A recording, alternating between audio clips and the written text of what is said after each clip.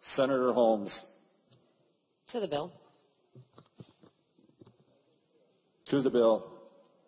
First of all, I want to start out by saying, as you all know, we passed this bill in this chamber a couple years ago, and I want to thank the sponsor for bringing back this bill, which is much stricter than the bill we passed in this chamber, and I also want to thank the House for finally passing a medical marijuana bill and helping out so many people in this state that are in desperate need of a drug that will relieve some of the symptoms they suffer because of so many different illnesses.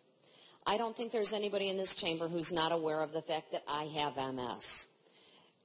As a list of people who are able to get that, although I'm fortunate not to need it, medical marijuana is on that list. And I will tell you of the people who have approached me that have MS, who have talked about the importance of passing this bill. The reason being is that it relieves some of the horrible, debilitating symptoms of MS. It relieves the spasticity. It relieves the pain. And it relieves some of the fatigue. There's actually been studies that say it may even slow the neurodegeneration that's associated with MS. Pain relief is probably the most well-known benefit of medical marijuana. And pain relief is huge, and it's something that the American Academy of Family Physicians, the American Public Health Association, the American Nurses Association, and even the New England Journal of Medicine have endorsed the use of medical marijuana for the treatment of severe and chronic pain. We're talking about people who suffer from rheumatoid arthritis, fibromyalgia. Medical marijuana's full potential has also been seen when it comes to respect to cancer treatment. And it hasn't all been realized. In a recent study, medical marijuana was found to actually halt the spread of breast cancer. It's been found to inhibit tumor growth.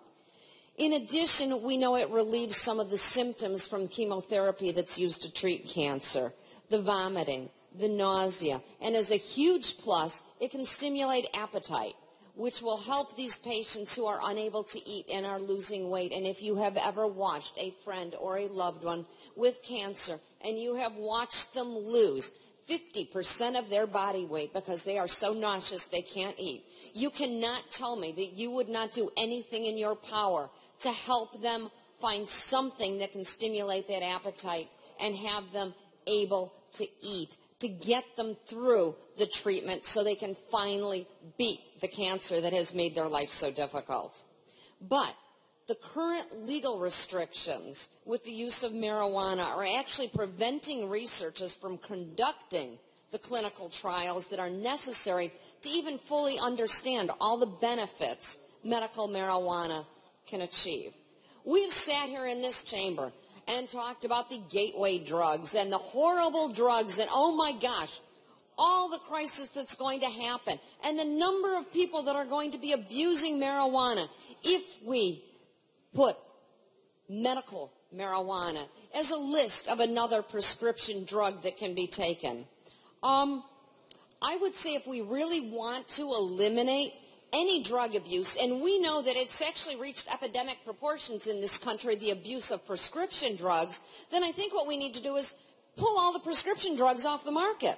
That will certainly reduce the abuse of legal prescription drugs. That doesn't make sense. Why doesn't it make sense? Because we want to take care of people, because we're compassionate. We don't want them to suffer the illnesses and the debilitation that they suffer from their diseases. So we embrace the use of drugs.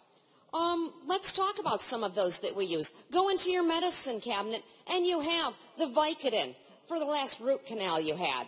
That drug, by the way, is more highly addictive than marijuana.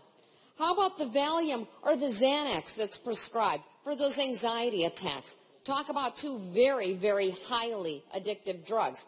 Because these drugs that I'm talking about are on the list of the 9 most addictive prescription drugs.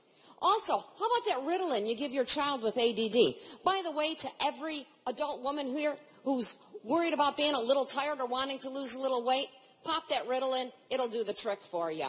So don't tell me that one's not abused. Then, of course, we have OxyContin, which has been brought up. OxyContin, by the way, which is a pain-killing drug, which is also the most important benefit of medical marijuana, which is for pain. This is the prescription drug that is likened to be most like your street drug, heroin. And this is prescribed about 6 million times a year. And it's in fact been called the gateway to heroin use.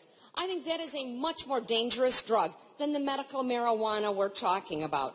The medical marijuana that will help the 35-year-old mother with MS be able to walk her child to the end of the block to catch the bus rather than being confined to her bed because of spasticity. It will help your father who's laying in bed with lung cancer, able to withstand the treatment and the chemo that may buy him some more time.